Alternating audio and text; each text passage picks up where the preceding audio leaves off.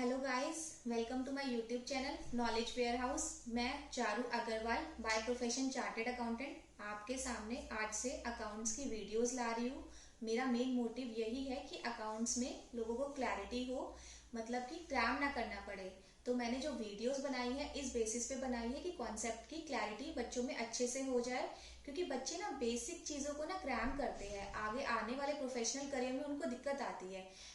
तो इसीलिए मेरी वीडियो इसी पे ही बेस्ड है कि कॉन्सेप्ट की क्लैरिटी बच्चों में बिल्कुल इन डेप्थ हो जाए और आगे वो अपना प्रोफेशनल करियर बनाए।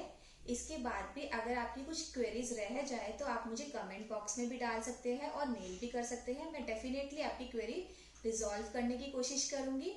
और जैसे कि आज हमारी क्लास जो है वो अकाउंट्स क्या होता है इस पे है, क्या क्या टेक्निकल टर्म्स यूज होती है अकाउंट्स में वो है। तो चलिए आज की वीडियो शुरू करते हैं। प्लस अगर आपको मेरी वीडियोस अच्छी लगी तो आप मेरे चैनल को लाइक और सब्सक्राइब जरूर करना, और जिससे आपको नोटिफिकेशन मिल पाए जो भी मैं कॉन्सेप्ट क्लैरिटी वाली वीडियोस बना रही हूँ आपके लिए। और अगर कोई डिफिकल्ट टॉपिक है जो आपको क्लियर ना हो रहा हो तो आप मुझे वो भी कमेंट बॉक्स में डाल सकते हैं। मैं उस पर भी आपको वीडियोस बना के दे दूंगी जिससे आपको वो चीज़ें की क्लैरिटी आ जाए। तो चलिए शुरू करते हैं आज की वीडियो।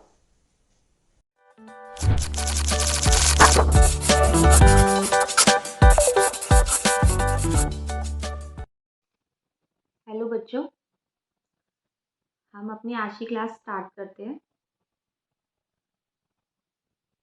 देखो, अकाउंट्स क्या है। अकाउंट्स सबसे सिंपल और सबसे स्कोरिंग सब्जेक्ट है। अगर हम ढंग से अकाउंट सीख लेना तो हमें डिफिकल्टी नहीं लगेगा। सबसे पहले मैं आपको ये कहूँगी कि जैसे हमारे अकाउंट्स की आज फर्स्ट क्लास है, हम सबसे पहले तो ये सोच लेंगे कि हमें कुछ भी क्रैम नहीं करना, हमें सब कुछ अंडरस्टैंड करना है। हमें एक एक चीज़ अंडरस्टैंड करनी है, ठीक है। अब बेसिकली सबसे पहले हम समझेंगे कि अकाउंट्स होता क्या है। देखो, जैसे कि बचपन में हम या हमारे घर कोई रिलेटिव आते थे, हमें कुछ पैसे देके जाते थे, या फिर सपोज हमें मंथली भी पॉकेट मनी मिलती थी। मंथली हमें पॉकेट मनी मिलती थी, ठीक है। हमें लेट से 1000 पॉकेट मनी मिलती थी बचपन में। तो हम अपना ना कैलकुलेशन नहीं कर लेते थे माइंड में कि ठीक है 200 की मैं वीडियो गेम खेलूंगा, 200 की मैं चॉकलेट खाऊंगा, 200 में अपने पिगी में डालूंगा, 100 की मैं कुछ नई टॉफ़ी ट्राई करूंगा। हम ऐसे ऐसे करके पूरा करते थे। तो ये क्या कर रहे थे, हाँ, हम अपनी मन में अकाउंटिंग ही कर रहे थे ना, हम पूरा हिसाब ही कर रहे थे ना कि जो भी हमें 1000 रुपये पॉकेट मनी मिलते थे वो हमने कैसे एक्सपेंडिचर करना था। तो ये क्या हो रही थी हमारी, इन शॉर्ट हम अपनी एस्टिमेशन ही तो कर रहे थे ना कि जो हमें अमाउंट मिला है वो हमें कैसे कैसे, उसको हमें कैसे कैसे खर्च करना है। अब देखो, अगर हम दूसरा एग्जाम्पल ले तो जैसे कि लेबर है। जो लेबर है वो पूरे दिन दिहाड़ी करके पूरा काम करके सपोज उसको 2000 रुपये मिल रहे हैं, ठीक है। 2000 रुपये मिल रहा है तो वो भी तो कैलकुलेशन करते हैं ना, 2000 रुपये मिले हैं, 500 रुपये की इससे मैं गेहूँ खरीद लूंगा, ठीक है। 200 रुपये के मैं चावल खरीद लूंगा, 100 रुपये मैं पानी ले लूंगा। ऐसे ऐसे करके वो भी अपना कैलकुलेशन करता है ना, वो भी अपनी कैलकुलेशन। ऐसे ही हम अगर हम दूसरा एग्जाम्पल ले, जैसे कि होम मेकर है। होम मेकर को हर महीने के सपोज उसको 50,000 रुपये मिलते हैं। 50,000 रुपये में वो भी अपना सोचती है क्या, या फिर वो एक्सपेंडिचर करती है कि उसे 5,000 तो बच्चों की स्कूल फीस के देने हैं, ठीक है। 10,000 उसको ग्रॉसरी खरीदनी है, 2,000 उसको मेड के देने हैं। ऐसे करके वो भी अपना पूरी लिस्ट बना लेती है कि कैसे कैसे उसका ये जो 50,000 है वो कैसे कैसे एक्सपेंसेस करेगी उससे। तो अकाउंट्स है क्या बेसिकली, अकाउंट्स यही तो है। देखो, हम छोटे लेवल पे बस ये, जैसे हम बचपन में चाइल्डहुड एज में हमें ये चॉकलेट पॉकेट मनी मिलती थी, वो हम खर्च करने का एस्टिमेशन लगाते थे। लेबर जो है वो छोटे स्केल पे अपना एस्टिमेशन लगा रहा है, होम मेकर अपना एस्टिमेशन लगा रहे हैं, जो जो उसको मिल रहा है उसको कैसे कैसे खर्च करने हैं। ये सब क्या कर रहे हैं, ये सब अपनी अकाउंटिंग ही तो कर रहे हैं, लेकिन यहाँ पर क्या हो रहा है, अकाउंटिंग हमारी किस लेवल पे हो रही है, स्मॉल लेवल पे हो रही है। और हमें अपना जो हमारा एक सब्जेक्ट नया आ गया, हमारे एक अकाउंट्स का सब्जेक्ट आ गया, उसमें क्या हो रहा है, हमारा हमारा जो अकाउंट्स में सब्जेक्ट में हमें क्या कर रहा है कि हमें वो बड़े लेवल पे, हमें वो बिग लेवल पे अकाउंटिंग पढ़नी है। बेसिकली मैं इन शॉर्ट आपको ये कहना चाहूँगी कि जो अकाउंट्स है ना, अकाउंट्स हम सब बना रहे हैं और सब लेवल्स पे बना रहे हैं। मतलब हम बचपन में ही अकाउंट सीखते आ रहे हैं। बस अब क्या हो गया, बेसिकली हमारा एक नया सब्जेक्ट हो गया 11th स्टैंडर्ड में आकर, जिसे हमें पढ़ना है। और ऐसे ही बहुत इजी है अकाउंट्स, कोई मुश्किल नहीं है, कोई हवा नहीं है, बहुत स्कोरिंग सब्जेक्ट है। बस हमें थोड़ा सा लॉजिकल थिंकिंग के साथ हम अपना अकाउंट्स पढ़ेंगे तो हमें बहुत जल्दी क्लैरिटी हो जाएगी। क्लियर? तो इससे हमें क्या पता लगता है कि सब लोग छोटे से छोटे लेवल पे अकाउंट्स मेंटेन हो रहा है, या तो वो किसी पेपर पे हो रहा है, या तो माइंड पे हो रहा है, या तो रजिस्टर में हो रहा है, लेकिन मेंटेन सब लोग कर रहे हैं। क्योंकि विदाउट अकाउंट्स कुछ भी नहीं है। अगर आपके पास भी कुछ भी पैसे दे दिए जाए, तो अगर आपके पास उसकी कैलकुलेशन ही नहीं होगी कि आपने 100 रुपये उसमें से खर्च कर लिए, 200 रुपये रहते हैं, 100 रुपये पिग्गी में डाल लिए, तब तक कि पॉसिबल ही नहीं है कि वो मनी को मेंटेन करना। तो किसी भी चीज़ में, किसी भी पर्सन के लिए बहुत ज़रूरी है कि वो अकाउंट्स मेंटेन हो। ठीक है? तो अब देखो, सबसे पहले हमारा आता है कि जो अकाउंट्स है, अकाउंट्स की अकाउंट्स देखो, अगर आप बुक उठा के देखो ना, तो अकाउंट्स में इतनी लंबी चौड़ी डेफिनेशन दी हुई है कि भाई अकाउंट्स क्या है। अगर मैं वो डेफिनेशन याद करती हूँ तो मुझे ऐसा लगता है कि बहुत मुश्किल है। तो मैं कहती हूँ अकाउंट्स की डेफिनेशन बुकिश लैंग्वेज में याद करने की बजाय आप मेरे सिर्फ 3 वर्ड्स याद कर लो, RTP। मैम ये RTP क्या होता है? RTP की है बेटा, रिकॉर्ड करना ट्रांजैक्शन को एक पर्टिकुलर प्लेस पे। उसको मैं क्या बोलती हूँ? अकाउंट्स। अकाउंट्स क्या कहलाती है? अकाउंट्स कहलाती है कि रिकॉर्ड करना ट्रांजैक्शन एक प्लेस पे। अब देखो, अगर मैं ये 3 वर्ड्स को ऊपर भी कोरिलेट करके आपको समझाऊँ तो क्या निकल रहा है, ये मेरी रिकॉर्ड ही तो हो रही है सारी ट्रांजेक्शन्स की। चॉकलेट में इतना, पिगी पिगी में इतना, टॉफ़ीज़ में उतना, और एक ही जगह पे। उसको ही मैं बोलती हूँ अकाउंट्स। अगर मैं आपको बुकिश लैंग्वेज में दिखाऊँ, बुकिश लैंग्वेज में चलते हैं हम, अकाउंट्स की डेफिनेशन क्या होती है, तो मैं आपको बताती हूँ कि अकाउंट्स की डेफिनेशन क्या लिखी हुई है बुक में। अकाउंट्स की डेफिनेशन बुक में लिखी हुई है बच्चों, देखो। An account is a summarized record of relevant transactions at one place relating to a particular head. It records not only the amount of transaction but also their effects और direction. Clear? ये सिर्फ amount नहीं record करता बल्कि उसके effect और direction भी record करता है। तो अगर हमारे एग्जाम्स में डेफिनेशन लिखने को आ जाएगी अकाउंट्स की, तो अगर हमें 3 वर्ड्स, 3 लेटर्स याद होंगे, RTP। अकाउंट्स क्या है? एक रिकॉर्ड करता है ट्रांजेक्शन को एक पर्टिकुलर प्लेस पे। तो हमारा अकाउंट्स की डेफिनेशन में पूरे में से पूरे नंबर मिल जाएंगे। ठीक है? क्लियर? आगे से हम सोच लिया, हम क्रैम कुछ नहीं करेंगे अकाउंट्स के सब्जेक्ट में। अकाउंट का सब्जेक्ट बहुत सिंपल होने वाला है। आप मेरी वीडियोस को देखना, मैंने एक एक टॉपिक इतनी सिंपलेस्ट वे में बताया हुआ है। अगर मेरी वीडियो आपको अच्छी लगी तो आप मेरे चैनल को लाइक सब्सक्राइब ज़रूर करना और शेयर भी करना। बाकी मैं हर टॉपिक की आपको सिंपल से सिंपल वीडियो लाती रहूँगी।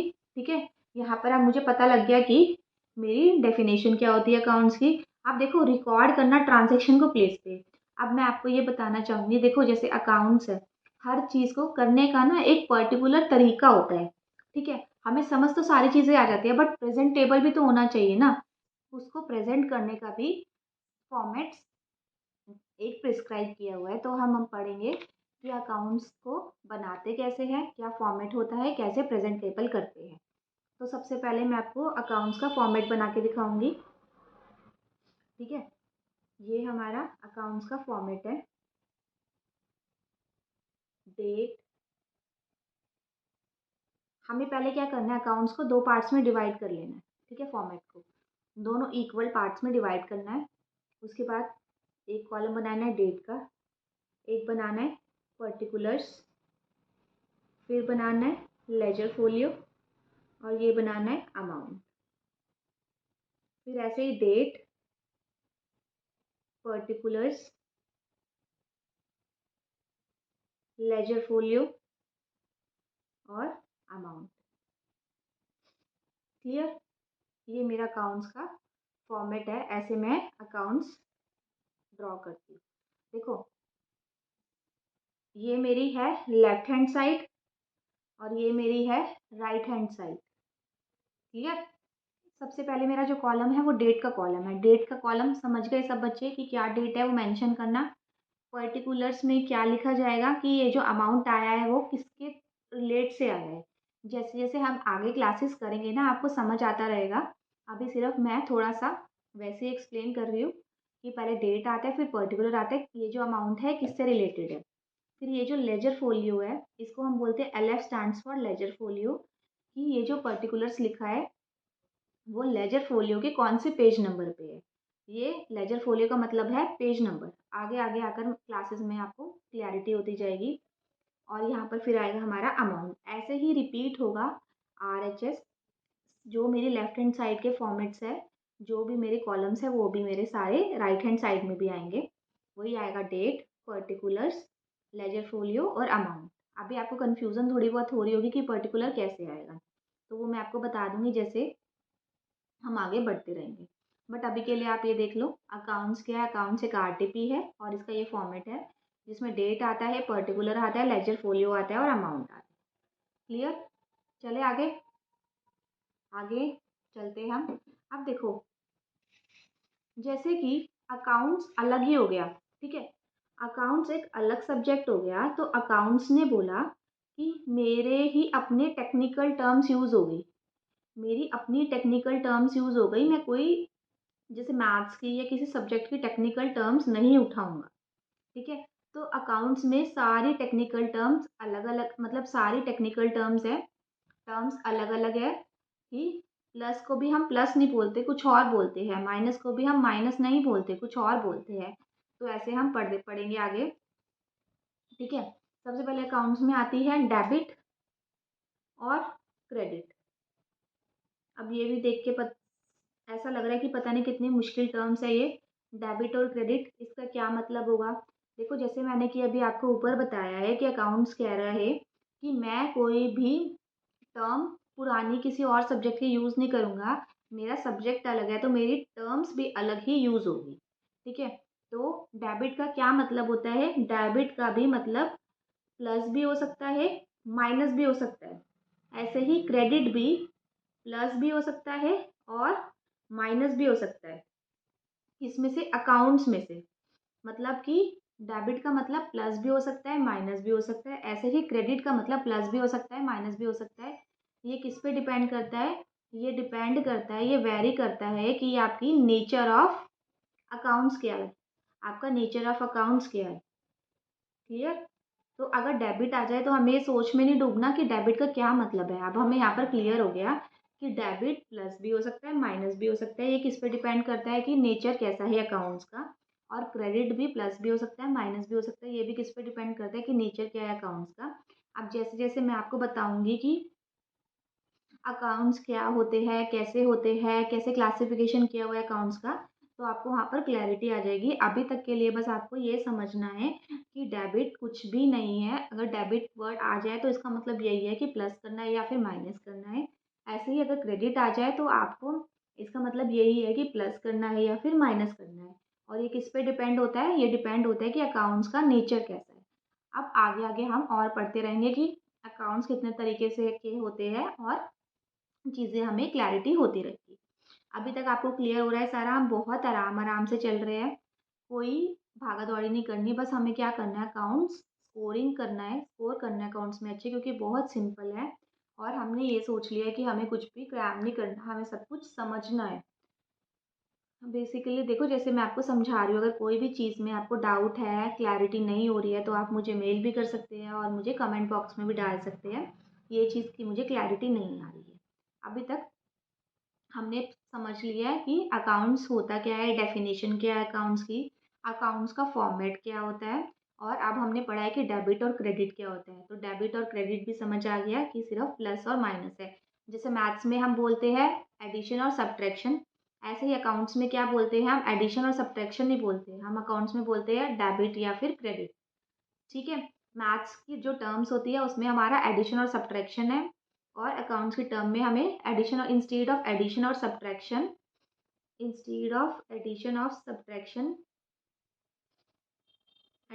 एंड सब्ट्रैक्शन हम क्या बोलते हैं, प्लस और माइनस को, ये डेबिट है और ये क्रेडिट है। क्लियर। अब देखो यहाँ पर मेरा आगे अगर मैं देखूँ, मेरा जो फॉर्मेट है, मैंने जो अभी जो आपको ऊपर फॉर्मेट समझाया है, जो ये वाली जो साइड है ना, इसको मैं बोलती हूँ ये मेरी डेबिट साइड अकाउंट्स के अंदर, और यहाँ तक ये क्या है, मेरी डेबिट है, और इसके बाद जो साइड है उसको मैं क्या बोलती हूँ, क्रेडिट साइड है मेरी। ठीक है। आर एच एस की साइड मेरी क्रेडिट है और एल एच एस साइड मेरी डेबिट है। क्लियर। यहाँ तक की समझ आ गया सबको। बस मेन कंसर्न क्या है, मेन मेन चीज़ क्या है कि अकाउंट्स हर कोई बना रहा है, सिर्फ क्या हो रहा है कि डिफर क्या हो रहा है कि कोई स्मॉल लेवल पे बना रहा है, कोई बिग लेवल पे बना रहा है। तो अब बस बेसिकली हमारा एक सब्जेक्ट हो गया अकाउंट्स का अलग, जो कि हमें समझना है, और आगे आगे हम और भी अच्छे लेवल पे अकाउंट सीखते रहेंगे। तो चलिए, अब हम क्या करते हैं, मैंने आपको यहाँ पर बताया था ना कि अकाउंट्स कह रहे हैं कि सारी मेरी टेक्निकल टर्म्स होने चाहिए।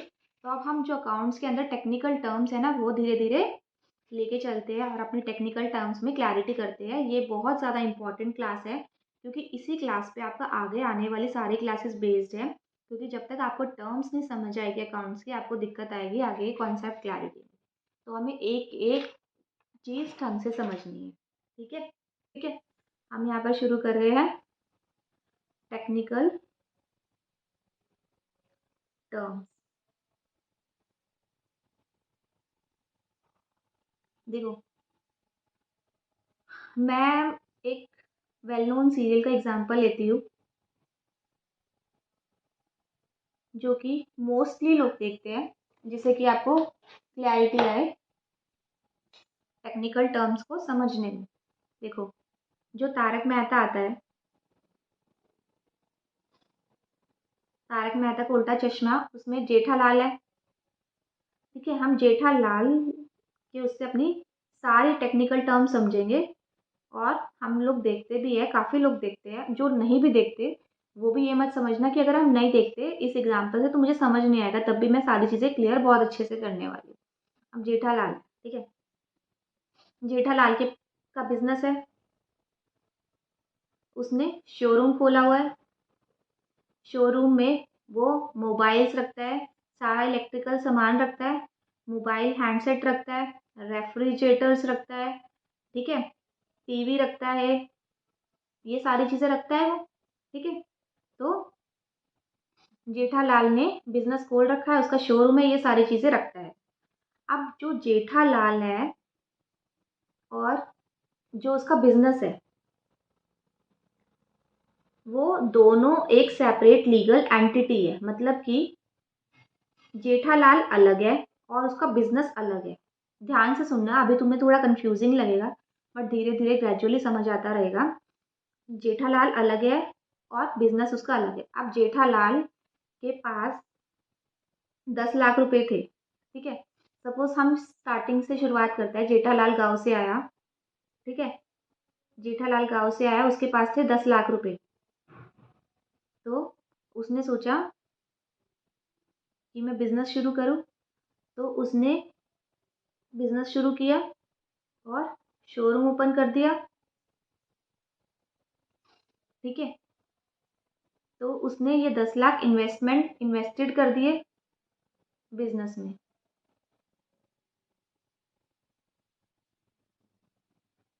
तो ये जो 10 लाख है ना, ये क्या है, जो जेठालाल ने इन्वेस्ट किया बिजनेस में, इसको क्या मैं बोलती हूँ, ये कैपिटल है बिजनेस की। ये क्या है, कैपिटल है बिजनेस की। मतलब कि जब भी कोई ऑनर, जब भी जैसे जेठालाल ऑनर है इस बिजनेस का, जेठालाल मालिक है इस बिजनेस का, जब भी कोई इंसान, कोई भी लोग किसी भी बिजनेस में इन्वेस्ट करते हैं, उस अमाउंट को क्या मैं बोलती हूँ, ये कैपिटल है बिजनेस की। कैपिटल क्या है? Amount invested by the owner. आगे हम प्रोप्राइटर भी पढ़ेंगे, प्रोप्राइटर क्या होता है, प्रोप्राइटर वर्ड भी समझेंगे।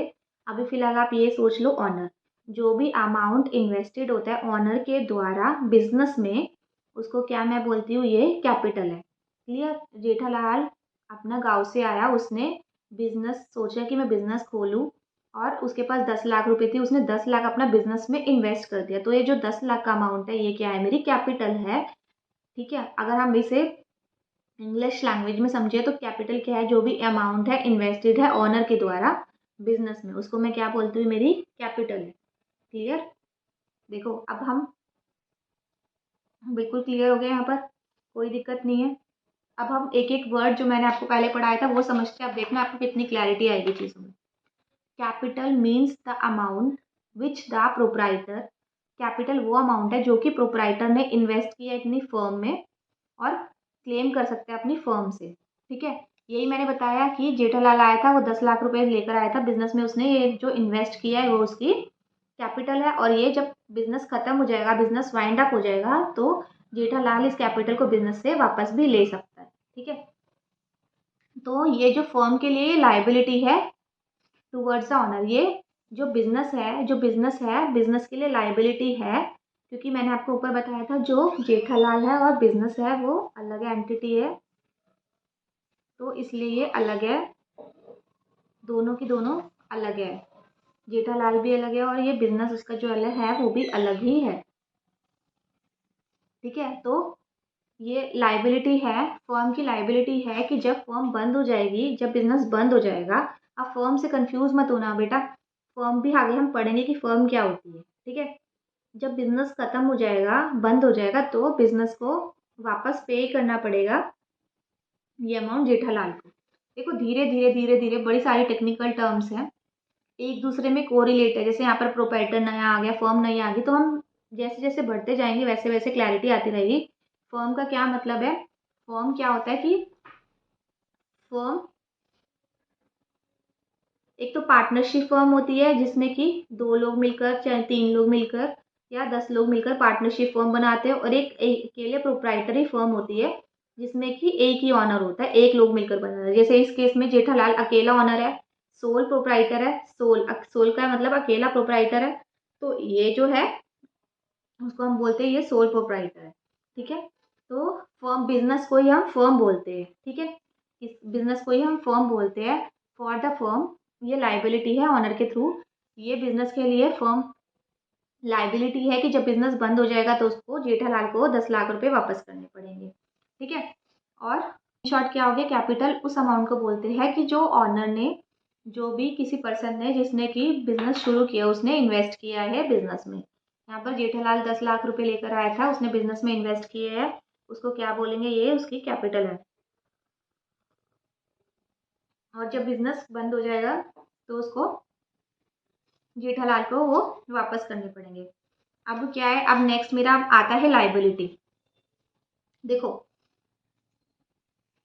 अब जेठालाल को पता लगा कि उसके पास तो सिर्फ 10 लाख ही रुपए है, और जो इतना महंगा महंगा, देखो जेठालाल 10 लाख रुपए लेकर आया था, अब उसको पता लगा कि उसको शोरूम खोलना है, तो 10 लाख इनफ नहीं है उसके शोरूम ओपन करने के, क्योंकि उसका जो रेफ्रिजरेटर है, उसका जो मोबाइल फ़ोन है, उसमें इन्वेस्टमेंट ज़्यादा है, वो इतने महंगे महंगे आ रहे हैं, तो उसको 10 लाख से ज़्यादा अमाउंट की ज़रूरत है अगर उसको बिजनेस स्टार्ट करना है। ठीक है, तो उसके पास तो बिजनेस के लिए सिर्फ 10 लाख रुपए है, तो वो क्या करेगा, वो अब आउटसाइड से लेगा, वो अब बाहर से अमाउंट लेगा अपना बिजनेस शुरू करने के लिए, या तो वो बैंक से लोन ले सकता है। ठीक है, या तो वो किसी अपने रिलेटिव से ले सकता है लोन।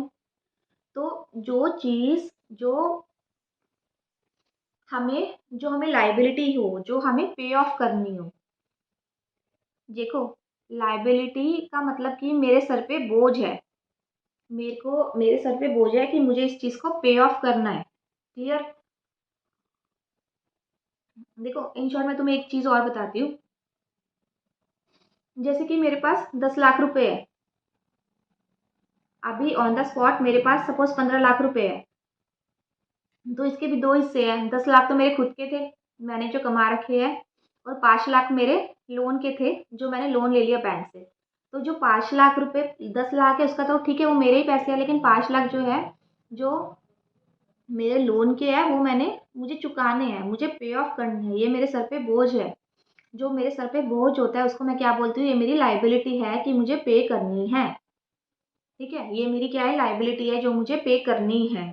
जो भी हम उधार लेते हैं चीज़ें, या फिर जो हमें पे ऑफ करनी पड़ती है, जो मुझे चुकता करनी पड़ती है, जैसे कि मैंने सपोज कुछ ये पेन खरीद लिया, मैंने पेन खरीद लिया और मेरे पास पैसे थे नहीं, मैंने दुकान वाले भैया को बोला कि भैया मेरे खाते में लिख लेना, ये सपोज 50 रुपये का पेन है,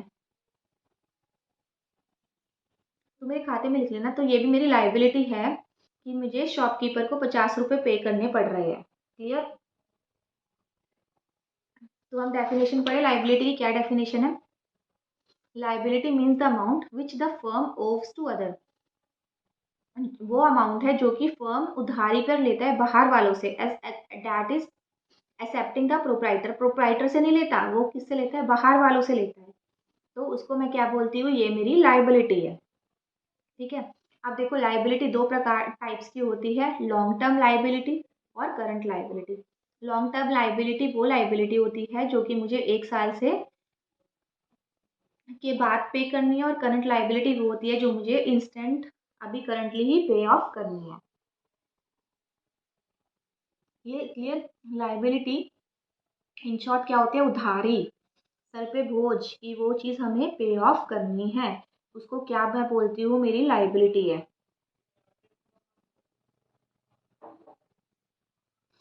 ठीक है, अब यहाँ तक हमें एक चीज़ समझ आई, हमारा जो बिजनेस है वो दो चीज़ों से शुरू होता है, या तो हम खुद का पैसा लगाए, या तो हम ऑन मनी लगाए, या तो हम बाहर से खरीदे, बाहर से उधारी पे ले, लोन ले, या तो हमारे पास जैसे मेरे हैं, मेरे मैंने आपको बोला कि जेठालाल ने सोचा कि उसको बिजनेस शुरू करना है, तो 10 लाख तो उसके पास थे, ऑन ऑन थे उसकी मनी, और उसको लगा कि लेकिन 10 लाख सफिशिएंट नहीं है शोरूम को ओपन करने के, तो उसने 10 लाख और ले लिया, जिससे उसका बिजनेस शुरू हो गया। तो इस इन दोनों को, या तो वो अपने उसके पैसे होते हैं, या फिर वो लोन पे लेता है। तो जो लोन पे ले रहा है, जो उधारी है, उसको मैं क्या बोलती हूँ, लाइबिलिटी है, ये मेरे सर पे बोझ है, मेरे को ये पे करना है। और इसको भी आगे दो फर्दर क्लासीफाई किया है, शॉर्ट टर्म में, शॉर्ट टर्म या फिर करंट में, करंट लाइबिलिटी और long term liability. Long term liability वो लाइबिलिटी होती है जो कि मुझे 1 साल के बाद चुकानी है, मतलब मेरे पास 1 ईयर का टाइम है। और शॉर्ट टर्म लाइबिलिटी वो लाइबिलिटी होती है जो मुझे करंटली पे ऑफ करनी है। जैसे कि सपोज मैंने गुड्स खरीदे, मैंने कोई माल खरीदा, जैसे मैंने आपको पेन का एग्जांपल दिया कि मुझे वो पे करना है, ये थोड़ा ना मैं एक पेन खरीदे उसको 1 साल बाद पे करूँगी, तो मुझे कल परसों 5 दिन में ये पे ऑफ करना है, तो मैं उसे बोलती हूँ ये मेरी करंट लाइबिलिटी है। क्लियर? मैंने दो बहुत इंपॉर्टेंट टेक्निकल टर्म्स पढ़ ली है, कैपिटल किसे बोलते हैं और लाइबिलिटी किसे बोलते हैं। कैपिटल वो है जो कि ऑनर के पास खुद के पैसे होते हैं और वो इन्वेस्ट करता है बिजनेस में, और लाइबिलिटी वो है जो ऑनर बाहर से लेता है और फिर इन्वेस्ट करता है बिजनेस में। तो दोनों ही उसको पे ऑफ करना पड़ता है, दोनों को ही। ठीक है, अब हम नेक्स्ट अपना टेक्निकल टर्म पे चलते हैं। नेक्स्ट मेरी टेक्निकल टर्म आती है मेरे एसेट। एसेट क्या होते हैं? एसेट मेरे,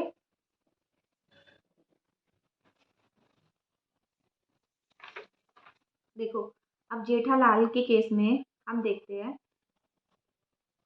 जेठालाल की एसेट क्या, एसेट बेसिकली क्या होता है, जो हमने ओन्ड कर रखे हैं, जो हमारे खुद के हैं, जो हमने ओन्ड कर रखे हैं, या फिर जो कि डायरेक्टली या फिर इनडायरेक्टली बिजनेस को या डायरेक्टली या फिर इनडायरेक्टली बिजनेस को रन करने के लिए यूज़ किए जाते हैं। डायरेक्टली या फिर इनडायरेक्टली बिजनेस को रन करने के लिए यूज़ होते हैं। ठीक है, जैसे कि अब इस केस में जेठालाल ने शोरूम खरीदा हुआ है, तो शोरूम खरीदा हुआ है जेठालाल ने, तो शोरूम क्या है, उसका एसेट है। क्लियर? जो भी उसकी कैश है, जो भी उसके पास पैसा है, वो उसका एसेट है। जो उसके बैंक में बैलेंस है, वो उसका एसेट है। जो कि उसका स्टॉक है, स्टॉक हम आगे पढ़ेंगे अभी। स्टॉक उसका एसेट है। जो कि मशीन्स है, मशीन्स जो भी यूज हो रही है उसकी एसेट है। जो बिल्डिंग है उसकी एसेट है। देखो, एसेट्स क्या होते हैं? एसेट्स वो थिंग है जो कि वैल्यू ओन्ड है। एनीथिंग जो कि anything that will enable the firm to get cash और बेनिफिट इन नेचर। मैंने आपको बताया ना यहाँ पर कि जो भी या तो उसने खरीद रखी हो, जो कि उसकी ओन्ड है, उसके पोजीशन उसके पास, या फिर डायरेक्टली या फिर इनडायरेक्टली बिजनेस को रन करने के लिए यूज होती है, उसको मैं क्या बोलती हूँ? ये मेरी एसेट है। यहाँ पर मैंने आपको एग्जाम्पल दे दिए कि जैसे शोरूम है, उसकी बिल्डिंग है, फर्नीचर है, लैंड है, अगर उसके पास कोई गाड़ी भी है, कार है, वो भी हमारी एसेट है। कैश, बैंक, ये सब मेरा इसमें कंसिडर होता है एसेट में, क्योंकि सब मैंने ओन्ड किया या फिर डायरेक्टली या इनडायरेक्टली बिजनेस को रन करने के लिए ज़रूरत होती है उसकी। अब देखो, एसेट को भी फर्दर क्लासीफाई किया हुआ है 3 पार्ट्स में: फिक्स्ड एसेट्स, करंट एसेट और फिक्टिशियस एसेट। फिक्स्ड एसेट्स वो होते हैं जो कि परचेज होते हैं ऑपरेट करने के लिए बिजनेस, और उनको रीसेल नहीं किया जाता। ठीक है, मैं आपको बताती हूँ। जैसे कि हमारा जो बिल्ड शोरूम है, शोरूम क्या है? मेरा फिक्स्ड एसेट्स है, जो कि मेरे को बिजनेस को चलाने के लिए यूज होते हैं, और मैं इसको बेचती थोड़ी ना हूँ। मैं शोरूम में बैठ के अपना काम धंधा कर रही हूँ। जो जेठालाल है वो शोरूम में बैठ के अपना काम धंधा कर रहा है, वो उसकी लैंड है, बिल्डिंग है, वो उसका फिक्स्ड एसेट्स है। और जो मेरा कैश है, मेरा बैंक है, ये मेरे क्या है? ये मेरे करंट एसेट्स है। इसमें देखो एक टर्म आती है डेटर्स की भी, वो भी मैं आपको आगे जाके बताऊंगी। ये डेटर्स भी मेरे एसेट्स है, ये भी बताऊंगी मैं आपको क्या होता है। कैश, बैंक, डेटर, स्टॉक, ये मेरे सारे क्या है? Current assets. और फिक्स्ड एसेट्स क्या है? जो कि मेरा बिजनेस को ऑपरेट करने के लिए यूज होते हैं। ठीक है, और करंट एसेट वो होते हैं जो कि शॉर्ट टर्म में मैं उसको कैश में कन्वर्ट कर सकती हूँ। क्लियर? और हमने अभी फिक्स्ड और करंट एसेट समझे हैं। अब हमारे आते हैं tangible and intangible assets.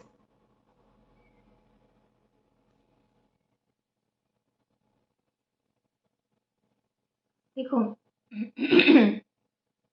Tangible asset कौन से एसेट होते हैं? जिनकी फिजिकल एग्जिस्टेंस होती है। जिनकी क्या होती है? Physical existence. जो कि जिनको हम टच भी कर सकते हैं और देख भी सकते हैं, सी भी कर सकते हैं अपनी नेक्ड आई से। जैसे कि हमारा फर्नीचर हो गया, फर्नीचर दिखता है।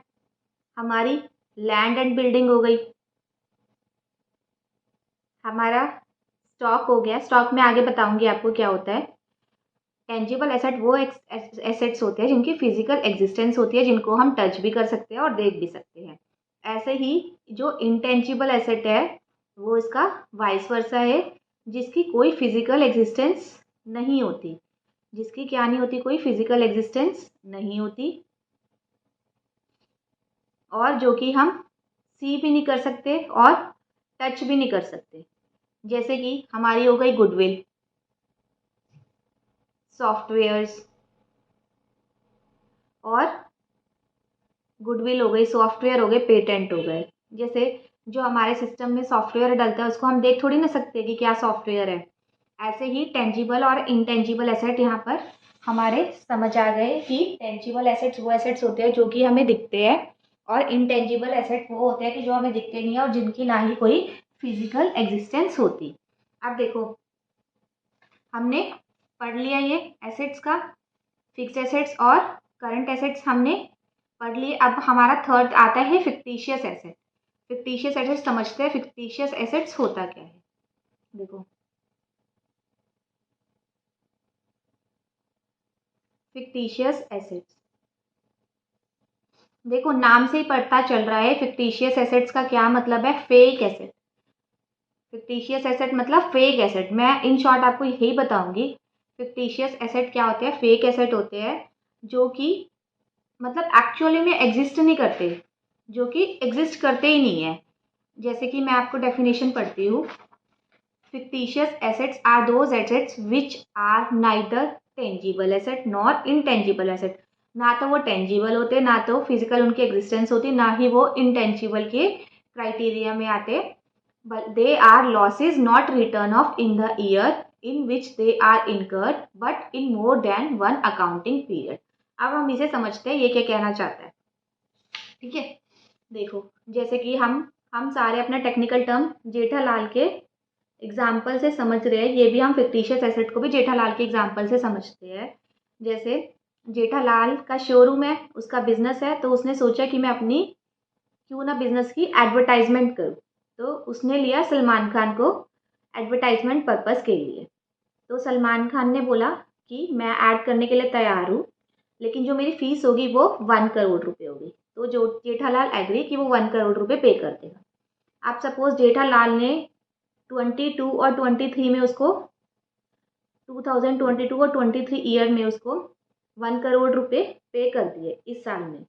मतलब इस साल में उसने उसको 1 करोड़ रुपए पे कर दिए।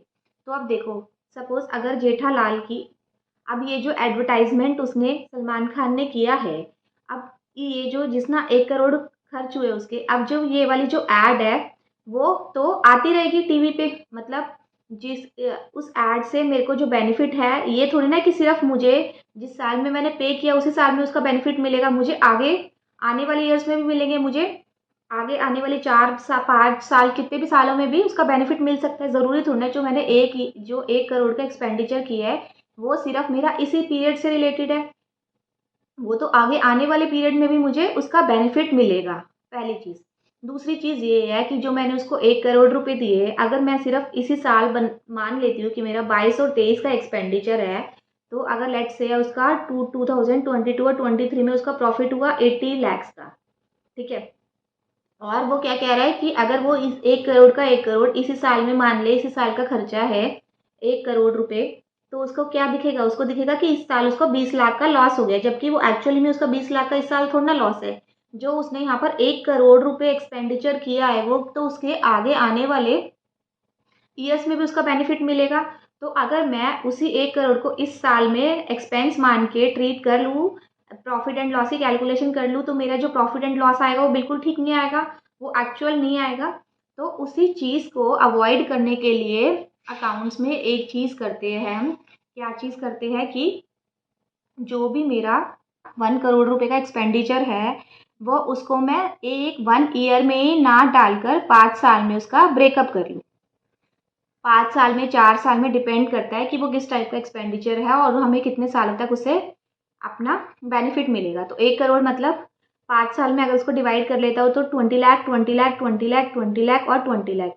मतलब मैं 1 करोड़ को 5 साल तक अपनी बुक्स में राइट ऑफ करता रहूँगा। मतलब 2022 और 23 में मैं 20 लाख अपना खर्चा मानूंगा, 23 और 24 में मैं 20 लाख मानूंगा, 24 और 25 में 20 लाख मानूंगा, 25, 26 में 20, ऐसे ऐसे मानकर मैं उसको तब राइट ऑफ करूंगा। अब देखो जैसे सपोज मेरा 1 करोड़ रुपए का एक्सपेंडिचर हुआ है, तो 20 लाख मैंने इस बार लॉस मान लिया, खर्चा मान लिया, सॉरी लॉस नहीं, अपना एक्सपेंस मान लिया है।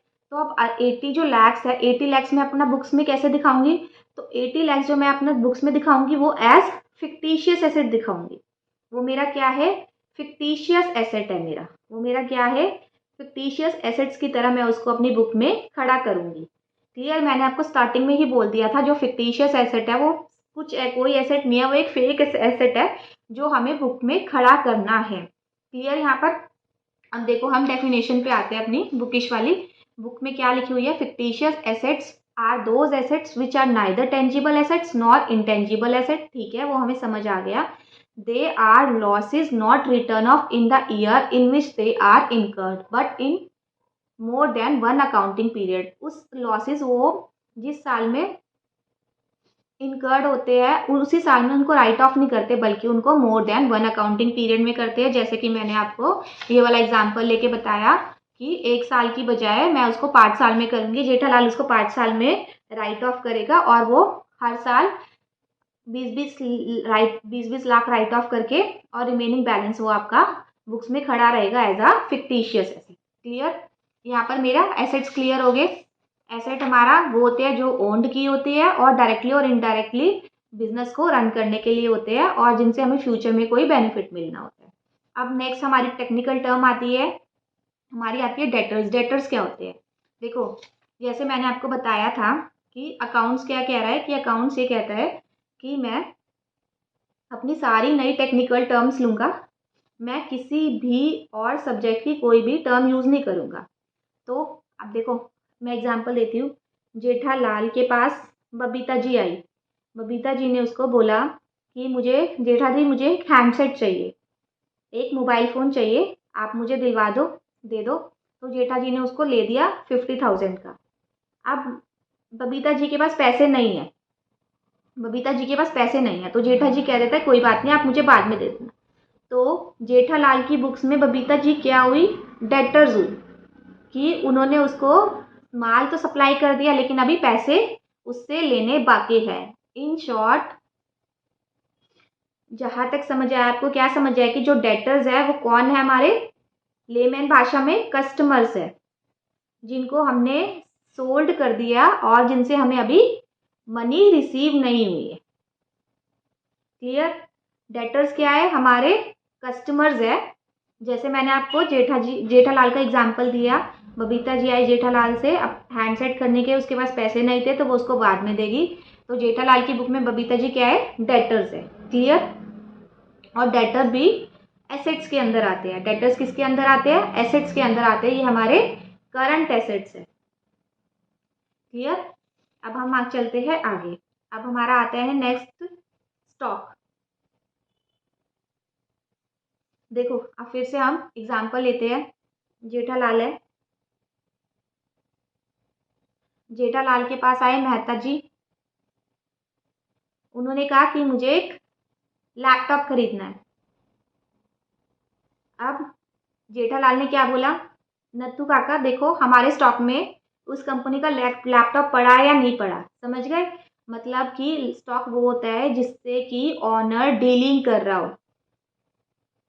मतलब कि अगर हम कोई शॉपिंग करने के लिए भी जाते हैं, सपोज इंसेंस के ही चले गए, इंसेंस में हमने शॉपिंग की, तो हम क्या बोलते हैं कि भैया ये शर्ट मुझे बहुत पसंद है, ये शर्ट 42 नंबर की है, मुझे 40 नंबर की चाहिए, आप देखो आपके स्टॉक में वो है या नहीं है। मतलब स्टॉक का क्या मतलब है कि गुड्स कितना, द टर्म स्टॉक इंक्लूड कितना गुड्स लाई कर रहा है, अनसोल्ड है उस पर्टिकुलर डेट पे। क्लियर? मतलब कितना हमारे पास वो मटेरियल पड़ा हुआ है। स्टॉक क्या होता है? कितना वो मटेरियल मेरे पास पड़ा हुआ है जिसमें मैं डीलिंग कर रहा हूँ। अब देखो, स्टॉक में भी दो पार्ट्स आते हैं। मेरा एक ओपनिंग स्टॉक आता है और दूसरा मेरा आता है क्लोजिंग स्टॉक। ओपनिंग स्टॉक क्या होता है? जो भी मेरा पीरियड है उसके स्टार्टिंग में कितना स्टॉक पड़ा होगा। और क्लोजिंग स्टॉक क्या होता है? जो मेरा एंड ऑफ पीरियड है, एंड पीरियड के एंड में मेरे पास कितना स्टॉक पड़ा होगा। जैसे कि हम एग्जांपल लेते हैं, मैं अगर अपनी 1 अप्रैल की बना रही हूँ, तो मेरा 1 अप्रैल को कितना पड़ा होगा और फिर मेरा at the end of month मेरा 30 अप्रैल को कितना स्टॉक पड़ा होगा। 1 अप्रैल वाले स्टॉक को मैं क्या बोलूँगी? मेरा ये ओपनिंग स्टॉक है। 30 अप्रैल वाले स्टॉक को मैं क्या बोलूँगी? मेरा क्लोजिंग स्टॉक है। मीन्स इन शॉर्ट, स्टॉक क्या होता है कि जो मेरे पास पड़ा हुआ है, जो कि मैं बेच सकता हूँ। Means goods lying unsold on a particular date. Clear? यहाँ पर हमें आ गया समझ कि मेरा स्टॉक क्या है। अब नेक्स्ट मेरी टेक्निकल टर्म आ रही है, मेरी क्रेडिटर्स। क्रेडिटर्स क्या होता है? अभी मैं जेठालाल वाला एग्जांपल ही लेती हूँ। जेठालाल है, उसने एबीसी लिमिटेड से बहुत सारे सामान खरीदा है। लेट्स से उसने लैपटॉप खरीदे, रेफ्रिजरेटर खरीदा, हैंडसेट खरीदे और एलईडी खरीदा। ठीक है, ये सारे आइटम्स उसने खरीद लिए। अब जेठालाल क्या कहता है कि ABC लिमिटेड मुझे बिल दे दो। तो उसका बिल आता है सपोज 50 लैक्स का। तो जेठालाल कहता है अभी मेरे पास पैसे नहीं है, मैं आपको बाद में भिजवा दूंगा, मैं आपको बाद में पे कर दूंगा, 3 महीने बाद, 2 महीने बाद, जो भी उनकी डीलिंग होगी। तो जेठालाल की बुक्स में ABC लिमिटेड क्या है? क्रेडिटर्स है। मतलब लेमैन टर्म अगर हम देखा जाए, लेमैन भाषा में जो क्रेडिटर्स कौन होते हैं? जो कि हमें गुड्स सप्लाई करते हैं। कौन होते हैं? जो हमें गुड्स सप्लाई करते हैं और जिनको हम पैसे दिए नहीं है, अभी हमें देने हैं। मतलब क्रेडिटर भी क्या है? मेरी लाइबिलिटी है, मेरे उधारी है जो कि मुझे पे करनी है, मेरे सर पे बोझ है। क्लियर? क्रेडिटर क्या है? क्रेडिटर वो है, सप्लायर है नॉर्मल, जो कि हमें सप्लाई करते हैं गुड्स, जो जो भी चीज़ हमें चाहिए होती है। तो जैसे मैंने आपको बताया, जेठालाल का एग्जांपल दिया, वो उसको बाद में पे ऑफ करेगा, तो ये हमारे हैं क्रेडिटर्स। अब ठीक है, अब हमने यहाँ पर काफ़ी सारी टेक्निकल टर्म पढ़ ली। अब हम मिलते हैं नेक्स्ट क्लास में, बची हुई टर्म मैं आपको नेक्स्ट क्लास में बताऊंगी। अगर आपको मेरी वीडियो अच्छी लगी तो चैनल को लाइक और सब्सक्राइब और शेयर ज़रूर करना, और मेरे चैनल के साथ बने रहना। मैं आपके लिए बहुत अच्छी अच्छी वीडियोज़ लेकर आने वाली हूँ, और कोशिश करूँगी पूरे कॉन्सेप्ट की क्लैरिटी हो, और कुछ भी रट्टा नहीं मरवाऊँगी, सब कुछ लॉजिकली समझाऊँगी। Thank you.